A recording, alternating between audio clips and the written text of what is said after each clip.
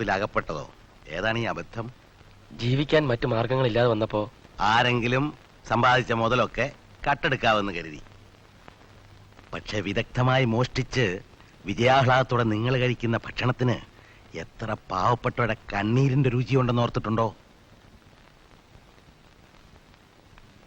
ഓർത്തിട്ടുണ്ടോ? ക്ഷമിക്കണം, ഇനി ഒരിക്കലും ഞങ്ങൾ ഈ പണി ചെയ്യത്തില്ല. പിന്നെ ജീവിക്കാൻ എന്ത് ചെയ്യും? കർത്താവിനെ ഓർത്ത് പോലീസിനെ കൊണ്ട് തല്ലിക്കരുത്.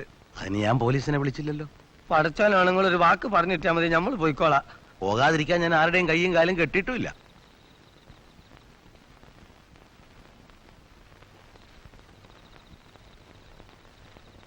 കഴിഞ്ഞ ദിവസത്തെ പത്രം, ഇതിലൊരു വാർത്തയുണ്ട്. കല്യാണ വീട്ടിൽ മോഷണം, വധു ആത്മഹത്യ ചെയ്തു. വളരെ ദൂരമൊന്നുമല്ല, ഇവിടെ അടുത്താണ്. ഒരു സാധു മനുഷ്യൻ